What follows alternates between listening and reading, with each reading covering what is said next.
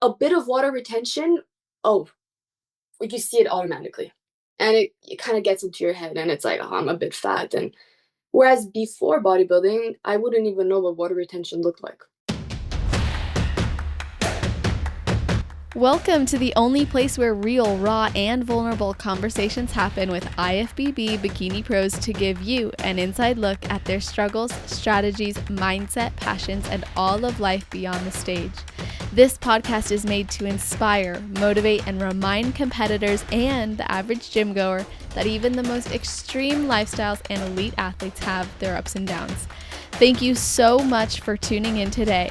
I'm your host, Celeste Rains-Turk, and now it's time for the Confessions of a Bikini Pro podcast.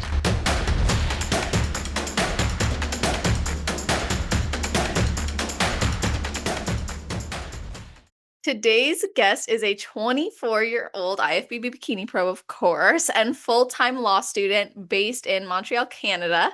She's raised by immigrant parents and got it instilled early on with the belief that anything is possible with hard work and vision. She discovered bodybuilding in August of 2022 and began competing less than a year later, placing third at her first regional show and second at her first national show. Then in 2024, she earned her pro card at her third show ever, making a huge milestone for her career just 2 years into the sport. And her journey is not just one of rapid success, but also personal transformation. Bodybuilding has really helped her unlock a deep, grounded confidence that now ripples into every area of her life. And I'm really excited to learn from her. So, welcome to the show, Sabina Costea. How are you doing? Hi, thank you so much for having me. I'm great. I'm so happy to be here.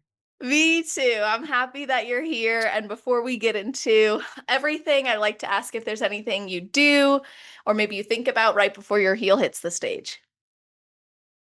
Good question. Honestly, I like to be in my zone. I don't like any kind of distraction and just have my headphones in um, and visualize myself on stage for me has helped me a lot, especially in when I would practice posing, but also towards the end, right before going on stage. It's very important for me to not cloud my mind with useless things and just focus on the present moment. And I mean, that helped me a lot to be where I am today.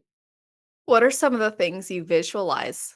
Oh my God. Myself on stage, honestly. Yeah. I am someone, I think, that's how I feel that I thrive when I'm on stage. So be visualizing myself there, smiling to the judges, people looking at me in the spotlight really empowers me and yeah, makes me feel like I'm supposed to be there. So that's how I visualize everything. Oh, that's so cool. Are you, out of curiosity, are you visualizing it like you're watching yourself or are you visualizing it like you're performing? Oh, both. Yeah. But watching myself too, I want to Uh-huh. see maybe from a different eye how people would see me. And I like to think that, I mean, being on stage, people feel you, your presence, your confidence, and how you perform. And I like to think that that's what I'm giving to the spectators, to the judges. So yeah, trying to embody Yeah. that feeling. Oh, I love that. I Yeah. every time that I would go and visualize, there'd be times where it's like, okay, I'm fully in the moment, walking on stage, like I can feel that energy flowing through me. But there were a lot of times where I just envisioned, like I watched myself walk across the stage. I watched myself hit my poses because if I if I'm not careful, I might watch and pay attention to the show and then be like, wait, I'm here too. I'm performing too. So it's important to me to have both perspectives and visuals so I can like snap myself out of it. And you said that energy is felt. Mhm. Yeah. I can say like I don't know, have you ever been to like a posing clinic or like a live Yeah. event? Yeah. Yeah. Yeah. Oh So well, you posing clinic, no, posing class. Yes, I have Justine posing who uh-huh. like helped me tremendously to achieve that. I mean, I've always had the energy, but maybe more the confidence and the not thinking about something else, just being in the present moment, she really helped me to be grounded. So yeah. That's so good. Like you can see, I'm sure like when she was demonstrating things, you felt her energy.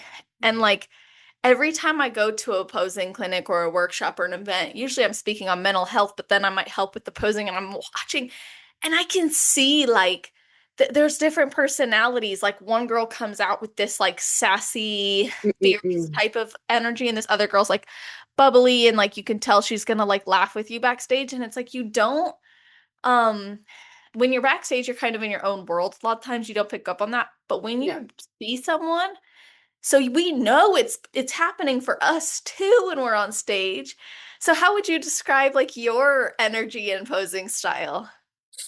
Oof, I like to, oh my God. I like the attention. I'm not Yeah, gonna lie. I love that's it, good. So I think this is why I'm like happy to be on stage because all eyes are on me and hey, look at me, look at what I've done.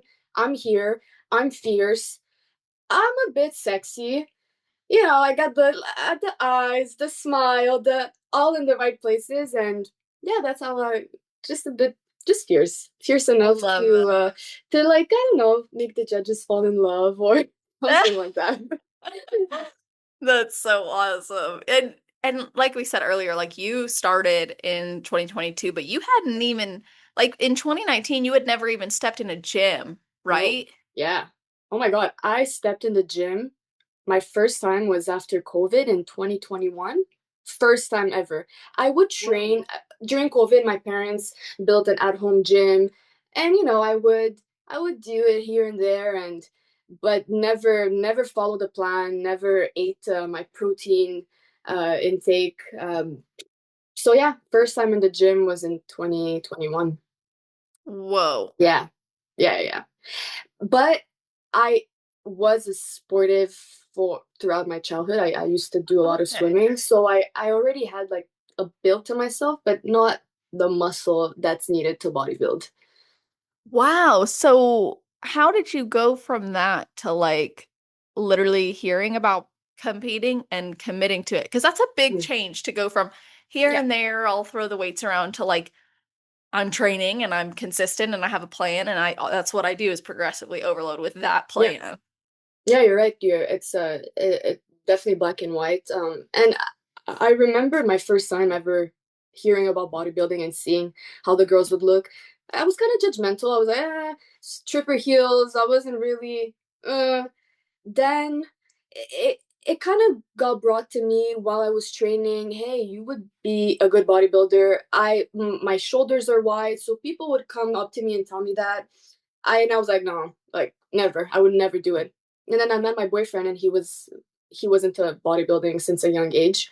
He's helped me kind of, I don't know, it's just see what it is. Hmm. And I was like, okay, I'm down to try.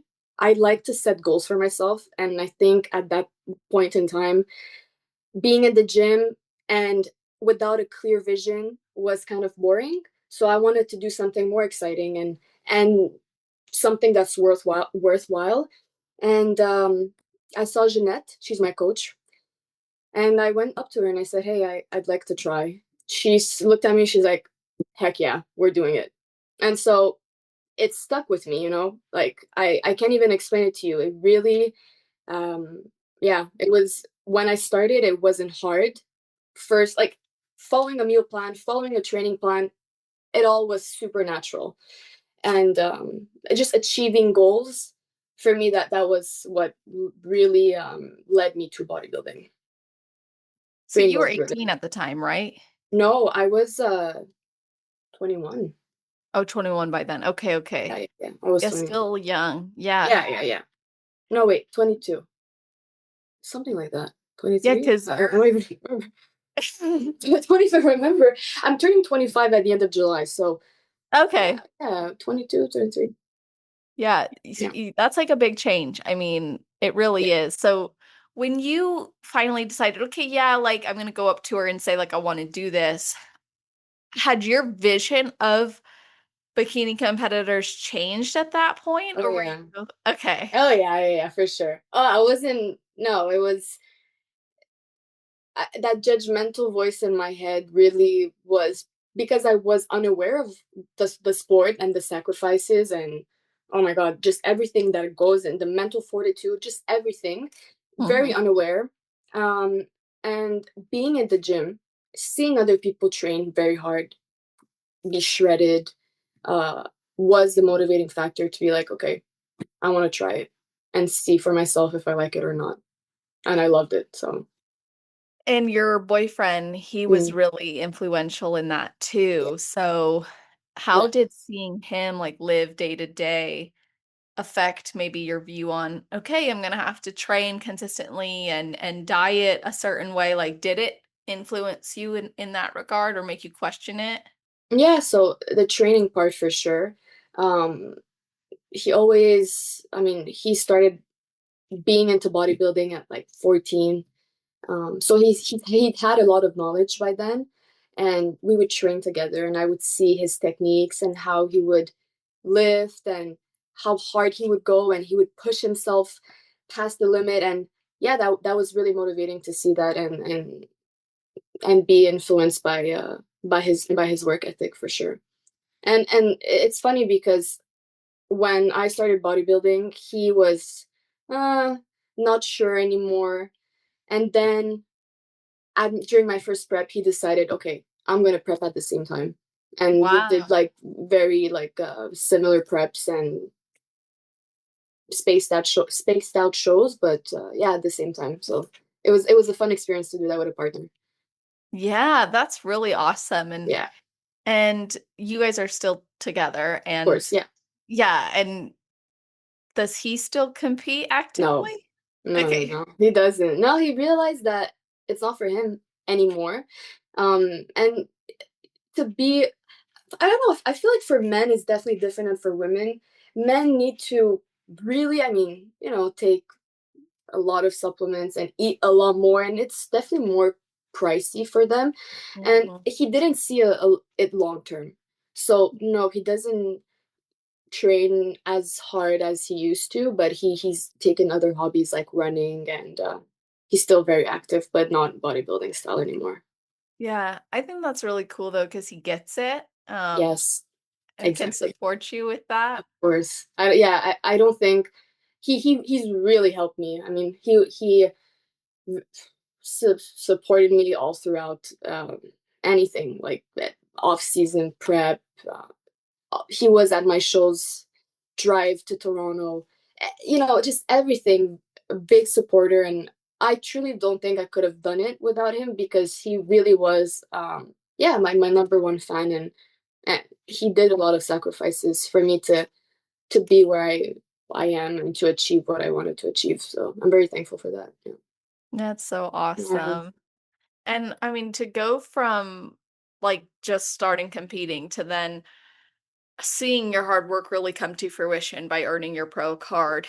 You didn't expect, like when you made your post about earning your pro card, you had shared you didn't expect to go pro so soon and start this journey so soon. So when you went into that pro qualifier, did you even like think you might earn your pro card, or were you just like, just gonna go again to a show and see what Yeah. happens? Yeah. I yeah. Oh, I have a video about this on my phone. I remember when I first started my prep. So when I started my prep, I went to France. I was 10 weeks out. I was in France for 2 weeks. Um, and I ate like I followed the meal plan, but every day I had a sweet treat or not prep like. And so to me, I was thinking, there's no way I would even get my pro card because I didn't work hard enough. I would see on Instagram all these other girls, really being um, explicit about, hey, this is on the road to being a pro. This is how hard I'm training, and I'm like, I don't do that. I just came back from France. I'm 10 weeks out. So to me, it was like, whatever happens, happens. I'm just happy that I built more mass than what I brought the year before, and yeah, when I got first place, I was like, what the hell? It was true. I was like, hey, I knew I had a chance, but the judge literally said number 241 in the middle. And I was like, okay. And I stayed in the middle, and that was it. It's So amazing. everything happened, and I was like, what if? When I got first place, I'm like, what if I get my pro card? Oh no, you're getting too ahead of yourself. Like you're asking for too much now. First place was enough. You beat your last year package.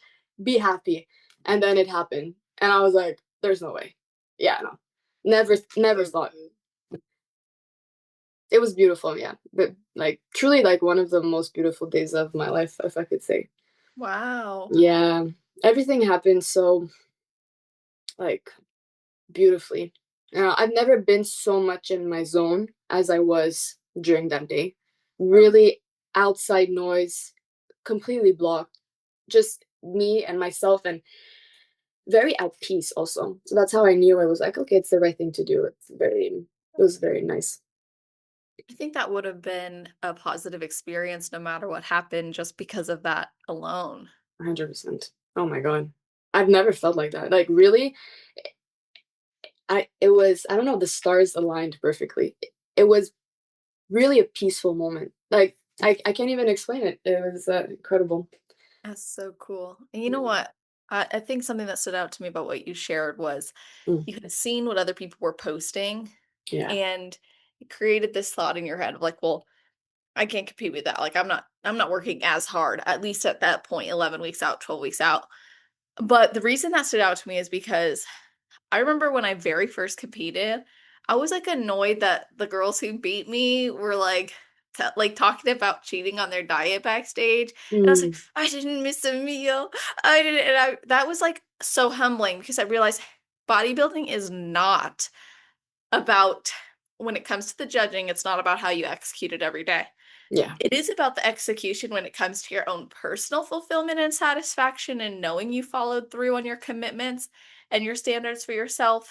And that's also emphasis on why it's so important to actually choose a process that's going to work for you long term. Mm, But it's important to also know when you step on that stage, it is her physique against your physique. So you're up there, and it doesn't matter who's the hardest worker in the gym. I know people no. say that Yeah. it on stage it does not matter. It is physique. So you earned that pro Mm, card. You earned it no matter what you were doing at 12 weeks out compared to the next person. But what was it like to go from like the previous year hmm placing second and then winning your pro card? You said you put on a lot more mass. You said mm. that you felt more at peace. So how long was that time gap and what were you focused on? It was barely a year. Okay. My so 2023 August 3rd was the pro qualifier, and then I started my prep 2024 in March because I've put on so much weight. I ate so much, so I had to have a mini cut before my actual prep. So yeah, very short off season, and that's why I was like, "There's no way I'm getting my pro card because I don't. I've put on mass, but I'm like, not enough to get the pro card." Hmm. Um, and I completely forgot your question. I'm so sorry. I went to ramble, and then That's okay. That was part of it. Like what did you do between those shows to improve? I trained hard, ate a lot, too much, maybe. You know. Um, But yeah, that's it. I wasn't really nice to myself, honestly, during that off season. Really, like, very, very hard on myself. Still am, but that off season, I remember just being very unhappy with the way that I looked. Mhm. I to myself, I thought that I put on too much fat, and I was even doubting starting a prep because I was thinking to myself, ugh, there's no way I'm ready, and I've gained so much fat that there's no way I would be ready on time. Mm. But I have a really good coach that believed in me and was like, "No, you can do this. Like, you've done an amazing first prep for it being your first time, then you for sure can do it again." And so, yeah. But I definitely had my hesitations. So that experience is not uncommon for a lot of Yeah. athletes.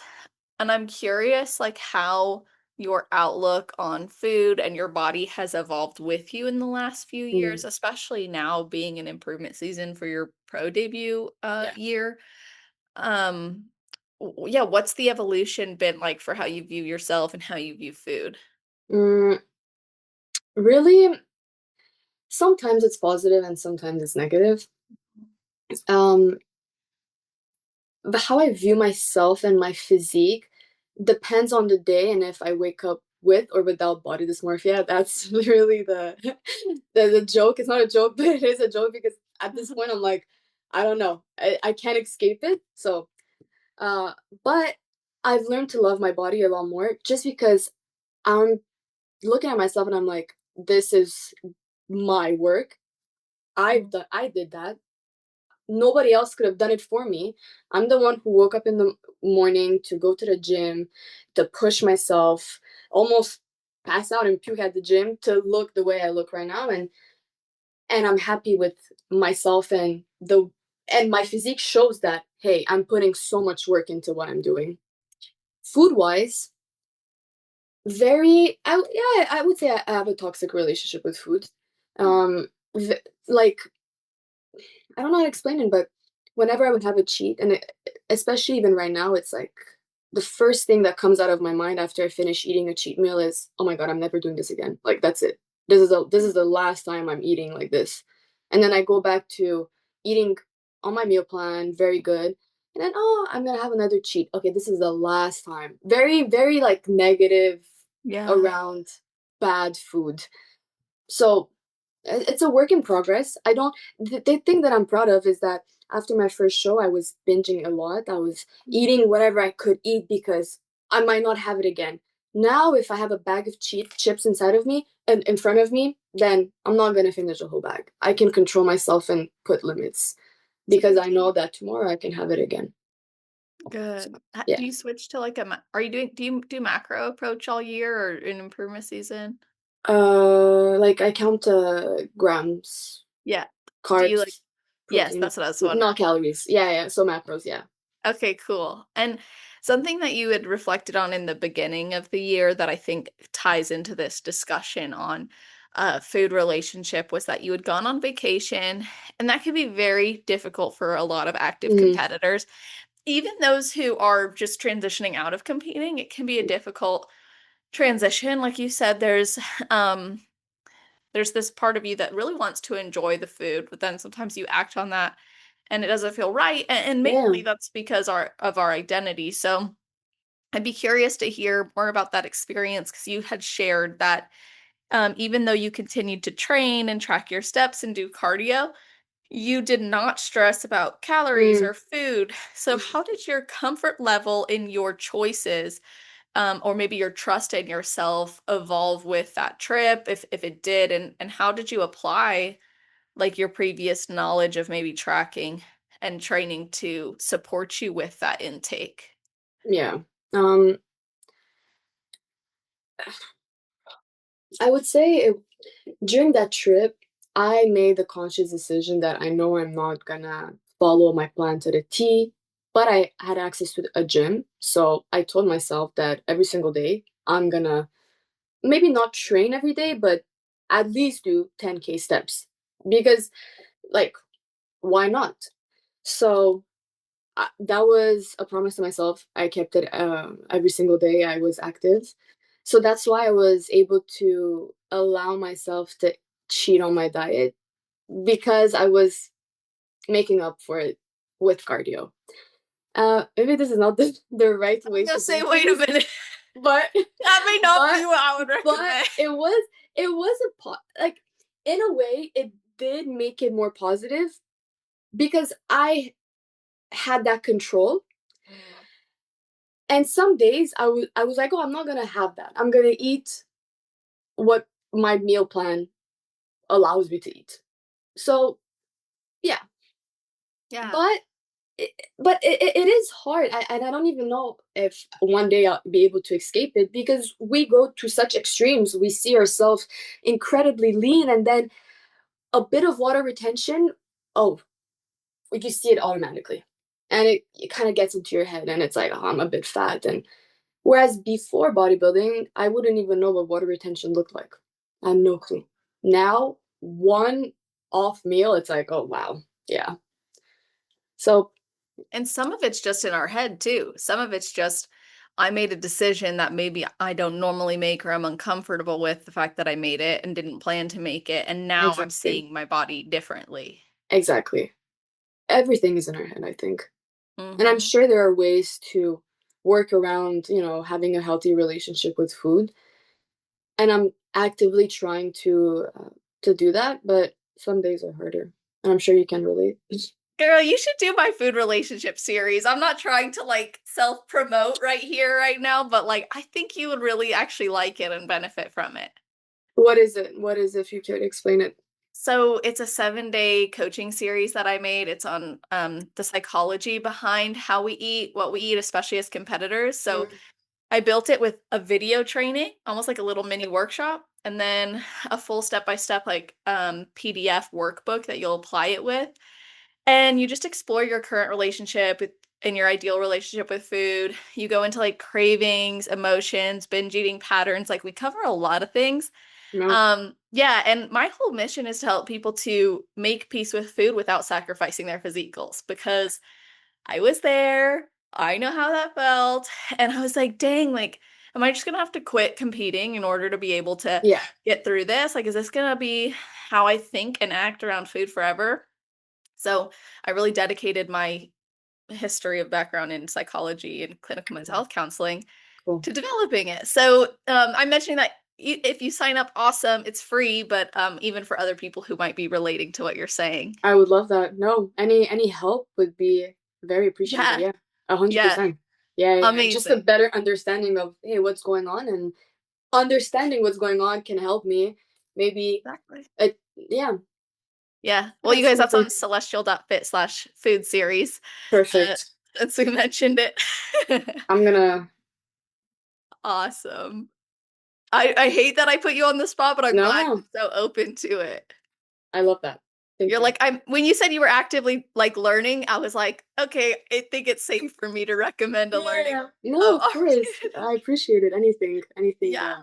any Well, help. I appreciate you being open because this is another thing. Like, I don't think enough professionals will share that they Mm, struggle with this. They usually struggle in the dark or they think, well, I'm a pro, so I shouldn't have this difficulty anymore.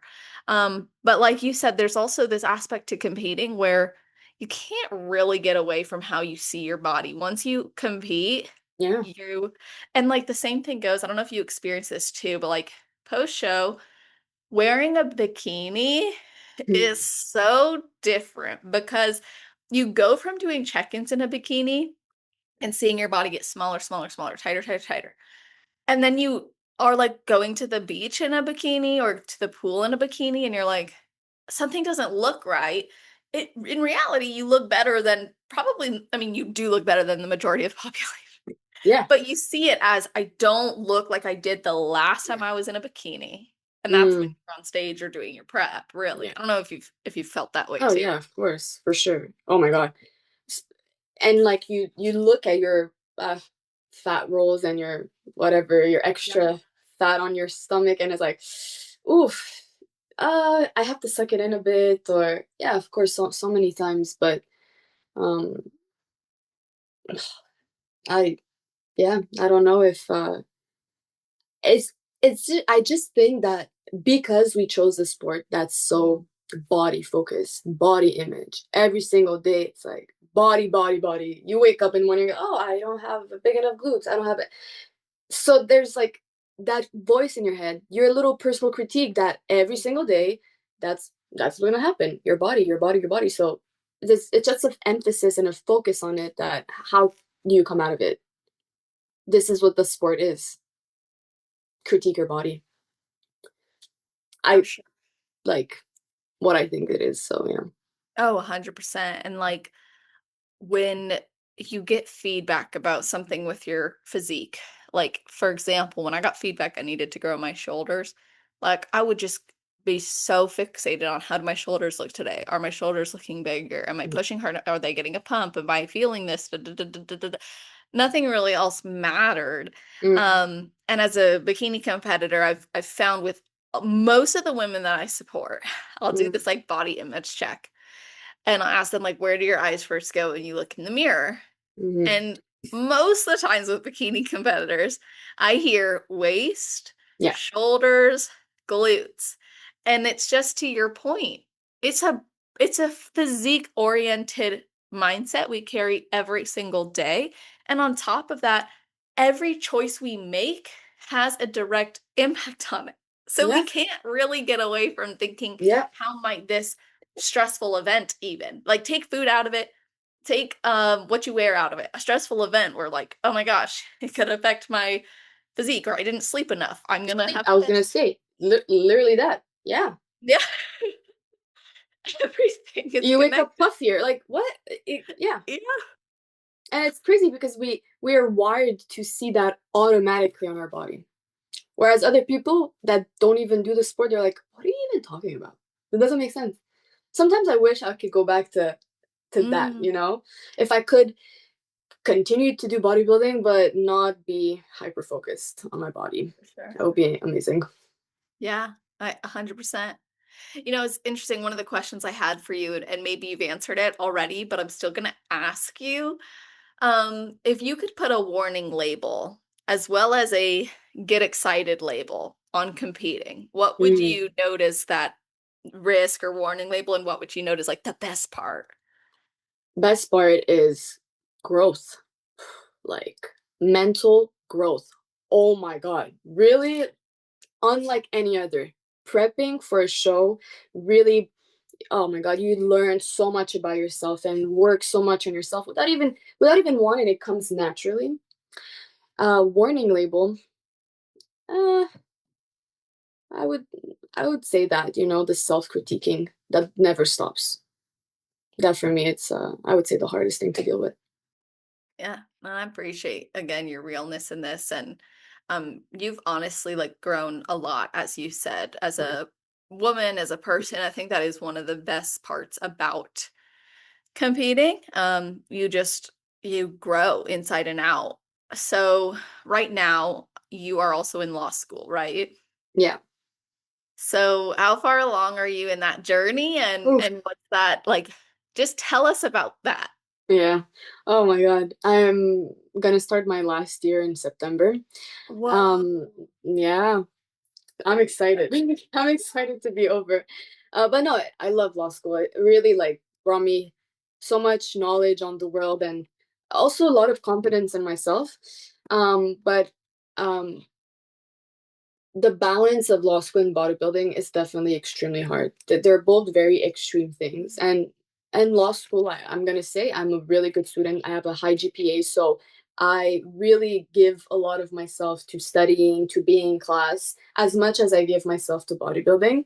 So for some periods of time, this is literally what my life is about. Going to school, studying, training, going to school, studying, training, and at some point, yes, it is very hard to continuously do that and be able to sustain this kind of lifestyle for a long period of time. Sometimes I'm going to be like, I'm tired.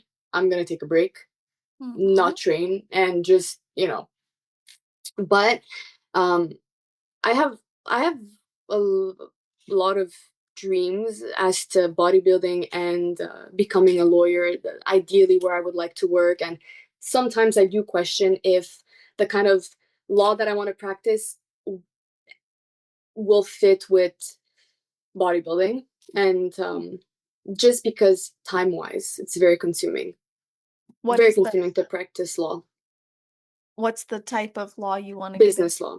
Okay. I want to get into business law. My dream is to work in big law.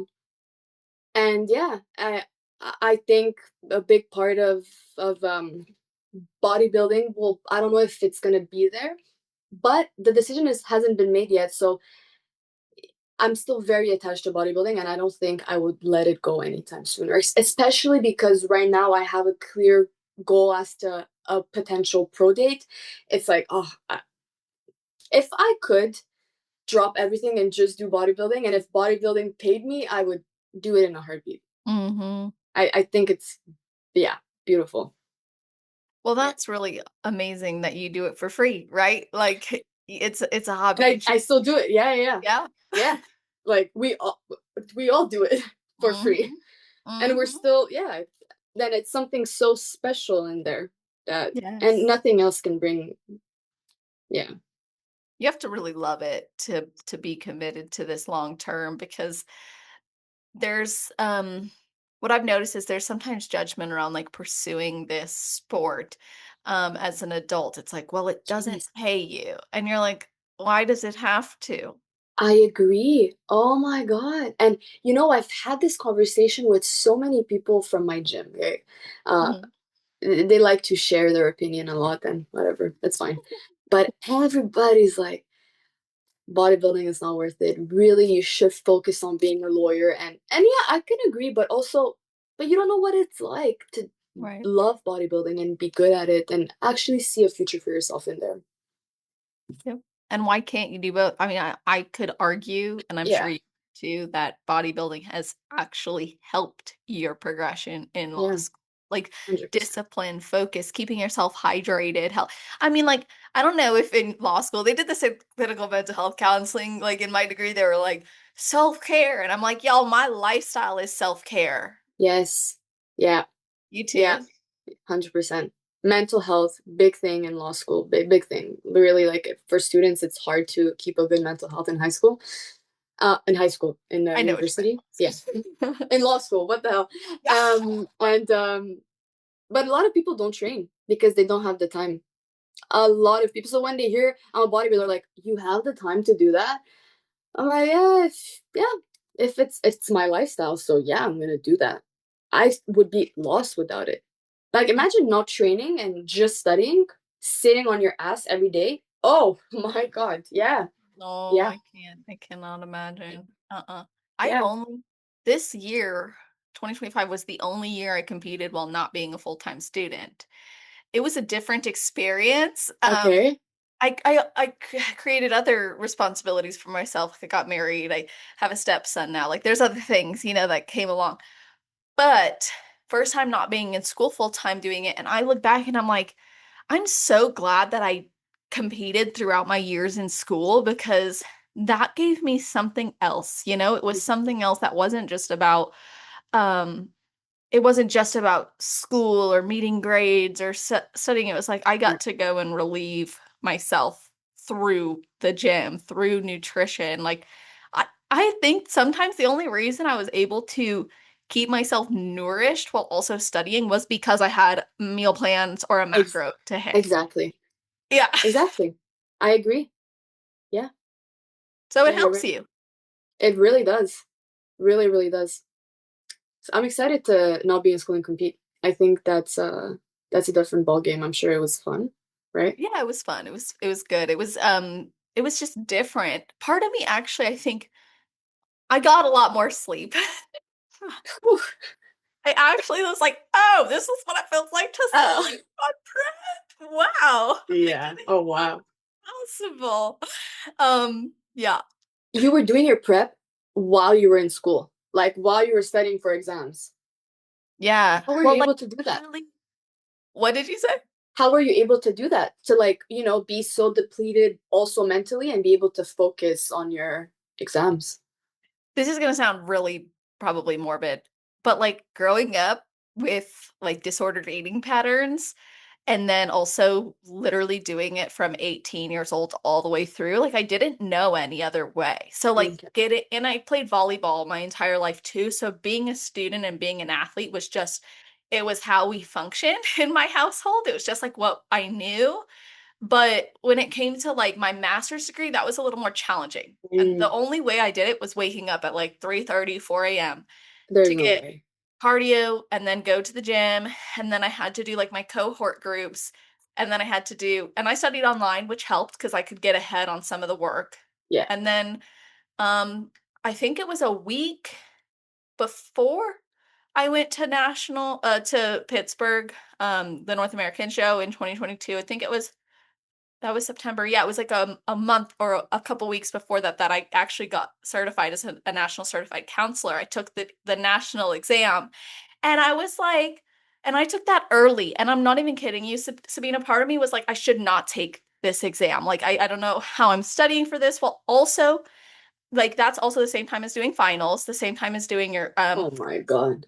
yeah, your Oh my God. your like last like social Oh yeah. cultural like pieces as well. So it was a lot. And you're doing your internship too. Do you have an internship as part of your I do last? have an internship. Yeah. Okay, Yeah. so you'll get to feel that. I have several internships, so. Yeah. Oh no.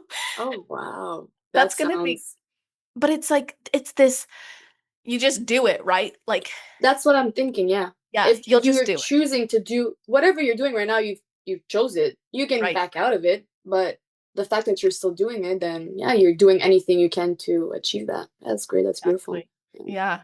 So I'm not gonna skirt past what you said earlier, which was that you've got big dreams in bodybuilding too. So what are your goals?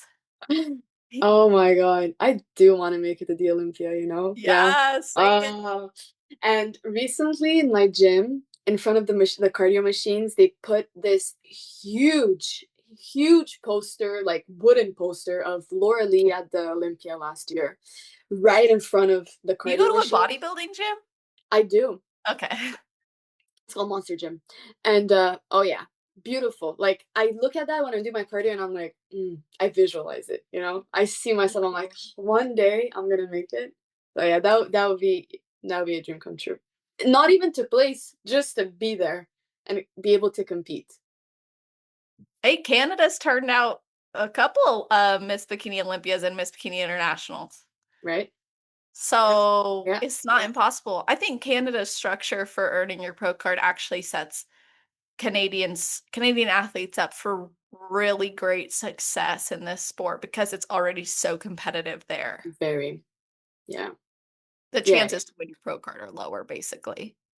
In Canada, Hmm. we have I think one natural pro qualifier.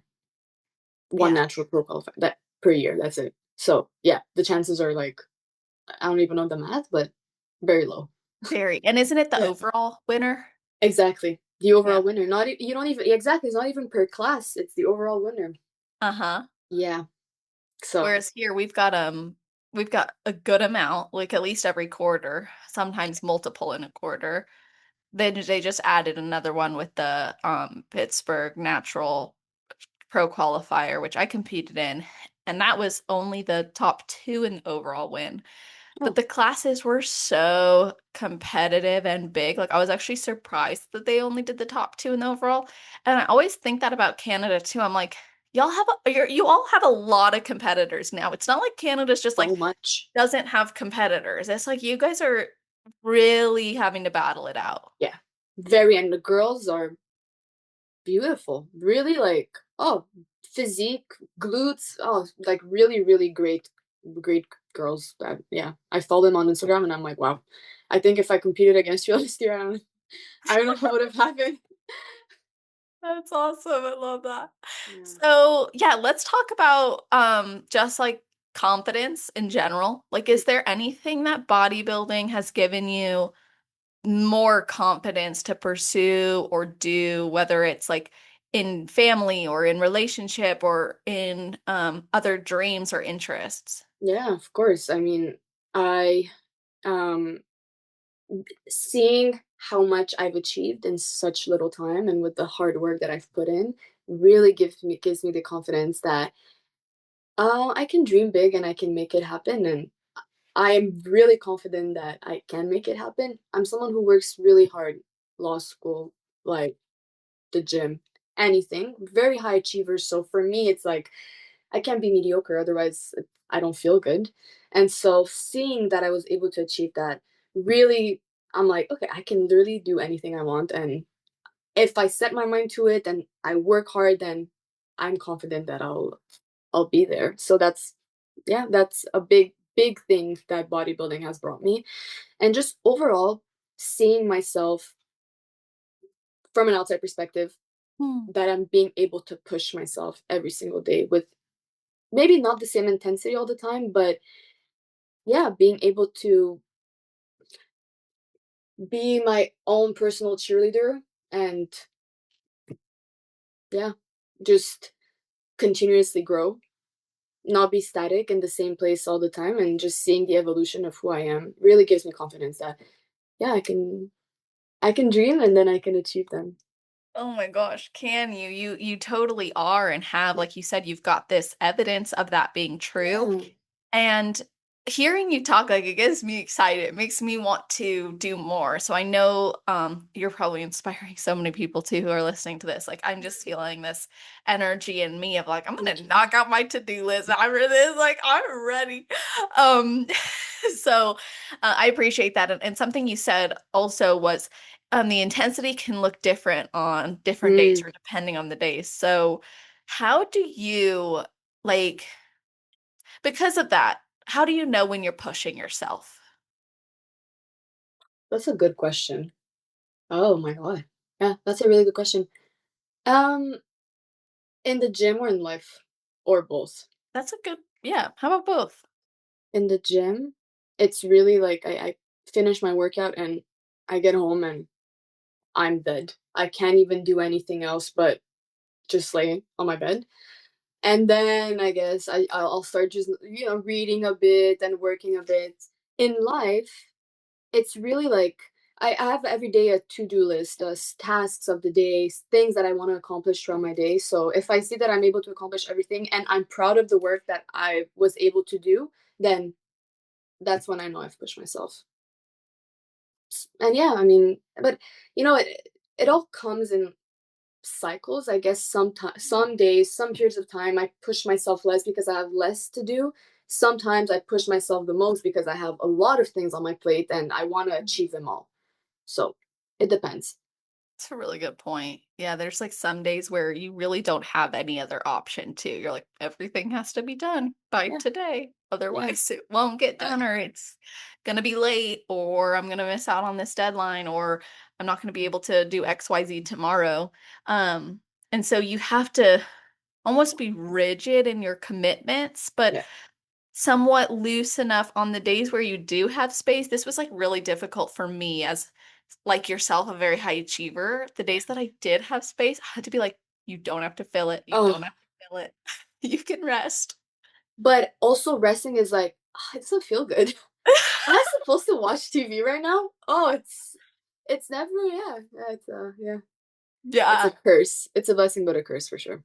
Oh yeah. I think all of like our greatest strengths double as our weaknesses or our Achilles heel. That's true. So you've had these values instilled even from a young age, Yeah. being raised by immigrant parents. So I want to hear how that has maybe Mm. influenced your drive, your outlook on life, and your commitment to follow through on these goals for yourself. Well, I think it mainly starts by, well, I'm an immigrant myself, so I saw my parents pack up everything in Romania and come here to Canada and just start a new life, being extremely poor. Um, and my dad going away for months in bro to timber in the woods and just bring money home. My mom going back to school. So just seeing how they were able to build a life for themselves and for me and take that risk. That we were good in Romania. We had the money, they had the jobs, but take that risk and be like, we are certain that if we come here, we can give myself and them a better life. So primarily that I'd say, I think they took a big risk and they were able to succeed uh, beautifully, and they give me everything that I want and the kind of support that like any parents, any kid would want. Um, and yeah, just well, since coming from an immigrant family, my parents always believed that I should be either a doctor, a lawyer, or an engineer. Mhm. So that was definitely a bit harder because they had a lot of high expectations for myself. Mm. But in retrospect, these high expectations, I have them on myself as well. And that's what I think allows me to achieve what I want to and Mhm. work as hard as I am. So yeah. Yeah, it's almost as though witnessing risk taking even when it wasn't totally necessary, right? Yeah. Like you Yeah. could have stayed comfortable there or could have been there, but the choice to change life and potentially have something better and Mm, an improved version, it was worth the risk. So you saw that pay off. You saw mm. the impact of hard work. Um, I'm curious, how old were you when you moved to I Canada? was 5, Okay, so you probably don't remember Romania that much. barely. Yeah. Okay. Pictures and but I went back. I went back when I was older.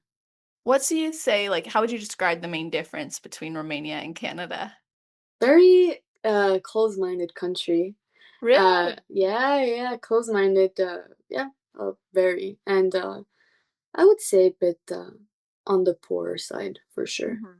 And a lot of just a lot of corruption, a lot of the government sucks, just a lot of things. And from the past of Romania with through communism still is felt to this day. So Yeah. yeah, big difference. And my parents, they barely go back. So Huh. they don't even have an attachment to that country really. I don't How did even have they it. choose Canada instead of like the United States, for example? I think there was a program, a certain program that attached them to Quebec. So they went through that. And it was something like a lottery ticket. That's what it was called. So they would just submit their names in their file, and the lottery chose, and it was on them within a Wow. year. So yeah, It's really amazing how just something like that can change the entire trajectory of their life and it changed the trajectory of yours. yeah, yeah, yeah. That's a good point. Yeah, I wonder if I you'd be a bodybuilder in Romania right I now. was just thinking that, but you know that Romania has a big scene for bodybuilders. I know, that's why I'm like, I wonder. So yeah, I have a friend who got her pro card competing in Romania. So for me, it's like, oh, maybe, but Yeah. yeah. Do you I haven't looked at like the scorecards or anything. Do you put wait, because you haven't had to. When you're a pro, are you gonna say that you're representing Canada or representing Romania? Oh, I'm gonna say representing Canada. Yeah. Yeah, You're like, for I'm sure. Canadian. Yeah, yeah, I'm Canadian. I mean, I am. So yeah, but it would have been yeah, it would have. I've thought of it, but I think Canada makes more sense. Yeah, Yeah. interesting. Yeah. I always find that so like fun. Actually, I think of Maria Costa. She isn't from here, but she puts like North Carolina as where she represents because this is her family. This is like her home, like she says. So I think that's a really beautiful thing when Mm, you feel like you found where you're from in some ways. that's true. Yeah. Yeah. Yeah, you're right. Yeah. So speaking of pro debut, Yeah. what was your feedback and how are you working to deliver on that feedback? So the feedback was very simple. The judge said overall growth. She just has to grow. So that's good, you know. Yeah. The symmetry is there. Everything is perfect. I just have to put on muscle. Which, if you look at these pro girls, they are humongous, and Yeah. I'm concerned. But okay, you know. So yeah, that and yeah, I'm just working a hella hard. Yeah, I was actually Very. gonna ask you like what you think of the trajectory of the bikini division now. I'm nervous. I'm not gonna Mhm. lie. I'm very nervous. For you or These for the division? myself and for the division, like Okay. seeing the growth that I have to do. Yeah, and seeing how big they are, I'm like, wow. I wonder how is it ever gonna stop? Because yeah, I mean, I hope it will, but yeah, I don't know. I just know that I have a lot of work to do. And also, I've only been competing for 3 years versus these girls who have been competing for 10, 15 years. Like, who am I to compare myself to them? But if I want to place well, I'd like to know that, hey, I might have a chance. But going up against these girls for sure. For sure, it's definitely nerve wracking. Yeah, well, I do hope that the growth stops in the bikini Yeah. division. I'll speak frankly because part of me worries that it won't because of the introduction of the fit model division. Yeah. I'm partially worried they're going to just let bikini grow a little bit more and then fit model will potentially grow just a little bit more and then they'll be potentially like done. But like it's kind of it's made that target very difficult for athletes to hit to the point where like it was part of the reason why I was ready to step away from the sport because I was like bikini's just not what it was. I still love it, don't get me wrong. Yeah. Like I love watching it. Like I mean, look, I do this podcast. I think that's amazing. I Yeah. love and respect all the women in it. So it's just the criteria seems I love the criteria, but then I'm like, it's just such, how do we have the same criteria, but a different representation of it? Do you know what I mean? Yeah, yeah, Like, I don't yeah. understand that. I don't get it either. And then for I mean, I think it was this year in March, April, a bit of May, I was genuinely thinking I'm never gonna compete again because I was looking at these girls and I was like, Mhm. what the hell? Like, how? How, Right? It's scary. No, it really is. And sometimes you wonder, do I want to be this big? Exactly. Yeah. Well, Yeah. because like in order to get to be that muscular on stage, like Mm, that improvement seasons you've got to go through in order to get to that point. very And when drastic. you meet like pros in person, you're like, oh, they're petite, they're tight, they're tight. I was like, yeah, because they're very dense and they're like these, Yes. they're just these dense balls, but like their shoulders. And you already looked like that when you won your pro card. So now you're adding Yeah, on top of that, thank you. maybe like if you're thinking muscle all over 5 pounds, that's a lot. That's a lot. Maybe even more. I don't know. Yeah. Yeah, no, my coach is definitely pushing. We're Yeah. definitely going. Yeah. Yeah. That's awesome. I can't Yeah. wait to see what you bring Thank though. you. Me too. I'm very, very excited. I'm Yeah. very excited, like, oh yeah. To have a show date in mind is definitely gives me, I don't know, a certain excitement and very excited to prep again. It's my favorite part. So When does yeah. prep start if you're willing to share? Yeah, so I'm thinking of doing the Toronto Super Pro Okay. in June. I think like this year was the 26th. I'm not sure. 26th. Uh-huh. So I don't know. Prep would start March, Awesome. a bit before end of Very February. cool. Yeah, That's exciting. I'm I'm I'm I'm really looking forward to it. eager. Yeah, Yeah, I can't wait to see what you've been building. And obviously you are doing great work outside of thank competing you. as well to be so proud of. And I'm grateful for everything we've talked about today. Is there anything I didn't ask you that you wish I would have? I I don't think so. I think for me, I've said my part, and you've asked the right questions, and I really appreciate that you went in such a great depth. Yeah. Thank you. Well, I'm glad. And before we wrap up, I'll get your best advice. So, what is your best advice for? You're like, girl, I thought we were done with the Oh quiz. no, I know. Whenever I put best in front of it, I feel like that was a mistake because it no, feels it's more good. It's professional. just, do I even have one? I don't know. What is your best advice for someone who's never competed before but wants to? And then your best advice for someone who's on their road to pro? Oh my god. Someone who's never competed before, I'd say like absolutely you have to do it. It's the greatest sport ever and I would not be myself if it wasn't for this. I wouldn't have grown as much if it wasn't for this sport and I'm so thankful and that's why I'm still doing it. It's truly an addiction, when you love it and you're good at it, it's like, yes, I want to keep going. For someone who's gonna turn pro, I don't know. It's you know, I have a hard time sometimes being like, "Oh, I'm a pro bodybuilder," because I still relate to non-pros. Like I still think I'm that person. I just have a certain title. So I would say don't lose yourself in the process of pro. It's not the pro card that matters. It's the process of going through it. And even if you don't get the pro card, that's fine. One day you're gonna get it. So yeah, don't lose yourself. Really important to just love the sport for what it is and not for the pro card. I really like that a lot. I like that perspective. I think that's a great piece of advice in anything Thank being you. pursued. So, Yeah. that said, how can people follow your journey and connect with you? Instagram, sab underscore IFBB Pro. And that's pretty much it for now. I don't know. I might do something else maybe when prep starts, but we'll see. All right. Well, Yeah. that's even more inspiration for people to follow you so Yeah. they can watch this space and see what comes out of it. So we'll put your information in the show notes page. You guys, that's always on celestial.fit/podcast. Not only will you find how you can connect with us, but you're also going to see a summary of our episode, kind of like what you'd find on the back of a book. You'll see a bulleted list of the topics we covered, as well as episode timestamps so you can go back, listen to your favorite parts, or share it with your friends, your family, your teammates. Let them know what resonated with you.